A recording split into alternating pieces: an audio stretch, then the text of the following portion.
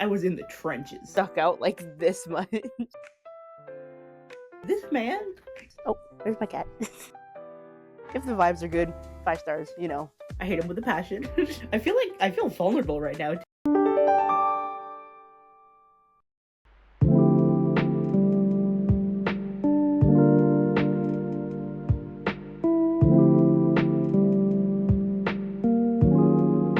I'm now on chapter 5 of Heavenly Bodies, and so far I've annotated one thing, one quote.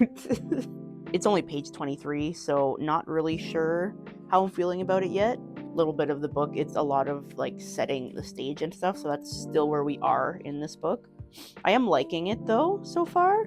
Definitely intriguing me. It's making me want to keep reading it, so that's what I'm going to do. I ended up putting the sticky like here, sticking it here, and then it stuck out like this much. Oh yeah, that's not how you do that, so I had to go back and fix it. I basically wanted the whole paragraph to be what I remembered. I didn't want the sticky tab to be on top of it because I wanted to be able to read it. At the front, so the blue will be for quotes. The gold will be kind of like descriptions, so like if someone is describing something or someone, and that's what that is. And then I just have a gray general for everything else, but because this is my first one, I just want to keep it simple. About an hour left before I have to go. So far I'm excited to see where this book is gonna go.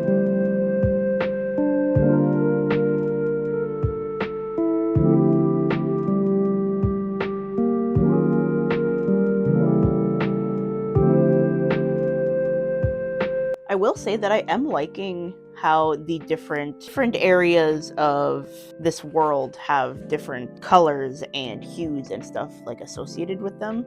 So like for Helios, it's a lot of like golds and yellows and warm tones. And then from what I'm reading anyway, it's looking like Asteria is a lot more of the blues and the purples and kind of that sort of color scheme.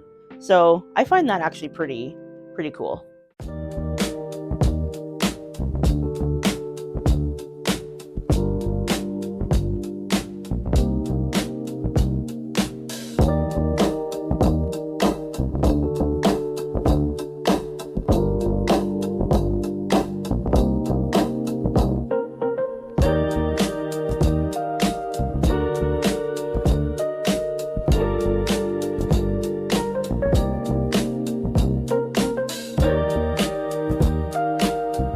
I am on chapter 28, page 196 of Heavenly Bodies.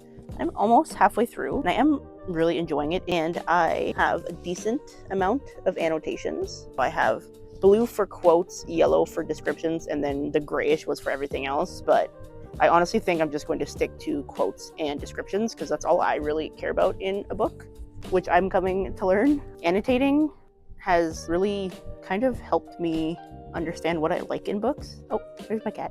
It has been really fun, and like from what I've been seeing, you annotate the way you want to, which is nice. Like there's no rules.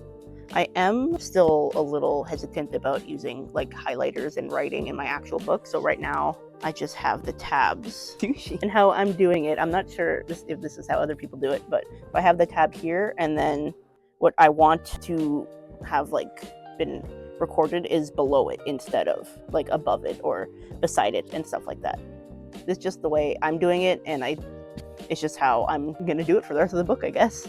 Going back to Asteria right now, and that's where I left off. So I'm super excited to get back into it to see what's going to happen there. They're going to like a masquerade ball kind of thing. I don't know if I would describe it as a slow burn, but kind of. I knew Enza was going to be the love interest right away. It's just like typical Romantasy, but that's why I like it. I eat it up every time, and I will continue to eat it up every time.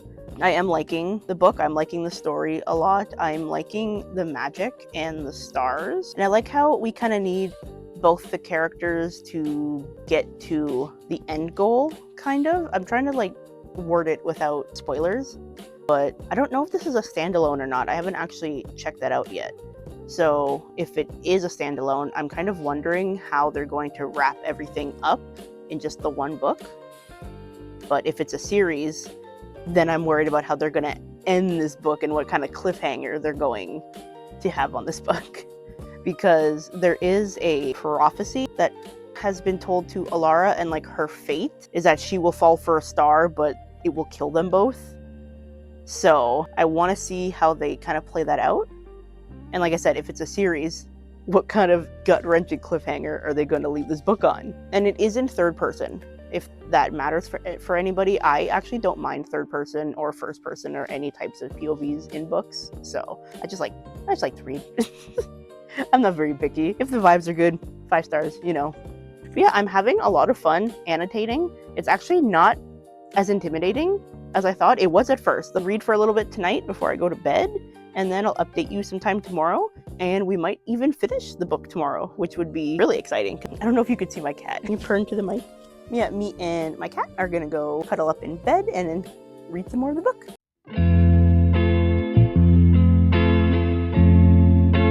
It is about 9 o'clock in the morning. I just came back from dropping my daughter off at daycare, and we have about 100 and something pages left in Heavenly Bodies. So I'm gonna read that. I'll come back with my final thoughts.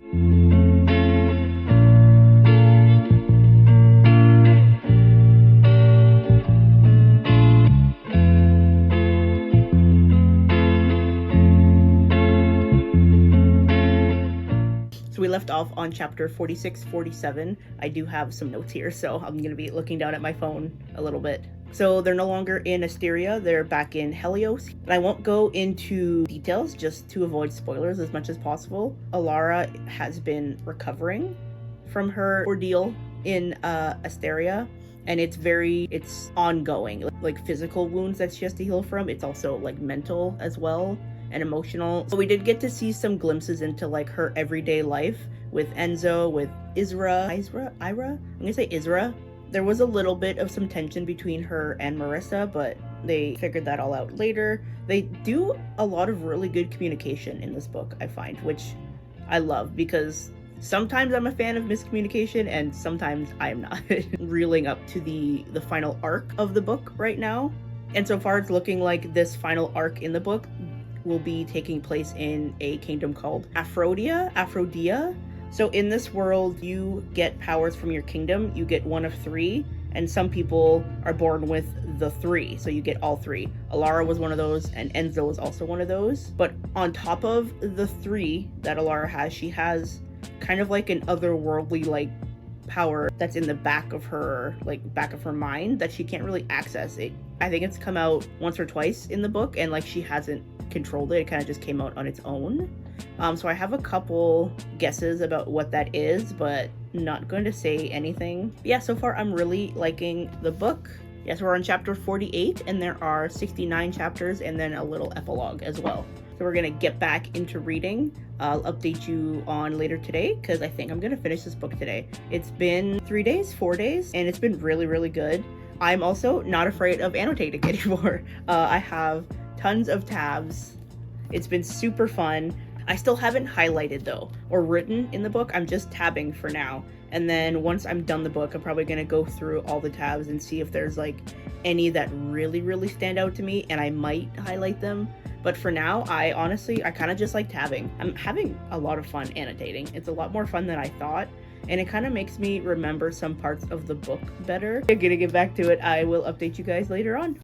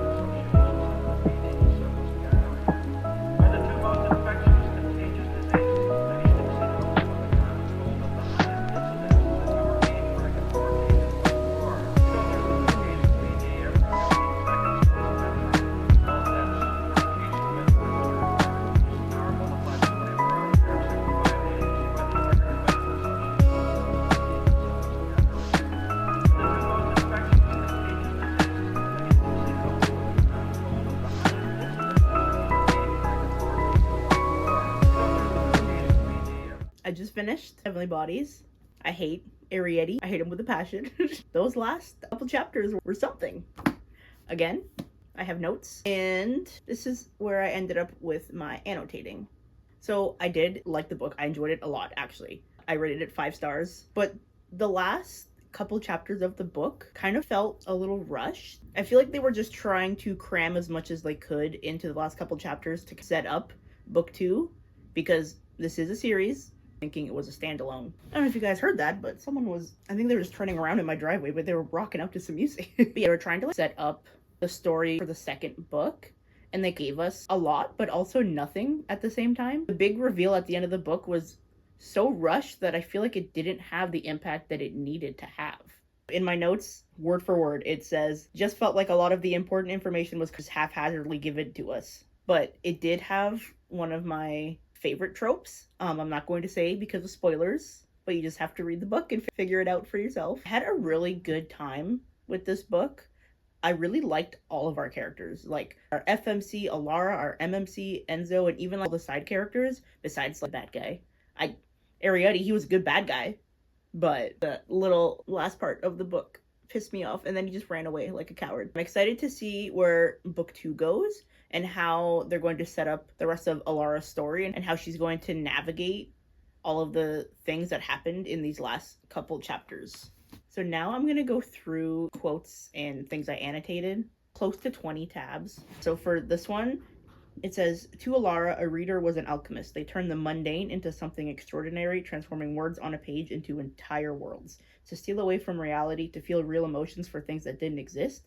Alara knew she possessed the 3, but reading was a special kind of magic. Here's another one, page 106.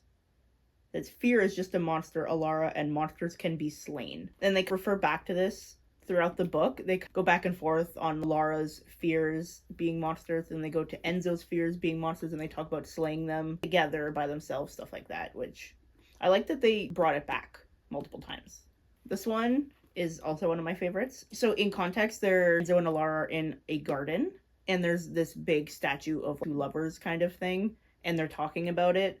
So Alara goes, anyway, the statue, whoever carved it knew love, and knew it deeply to produce such art.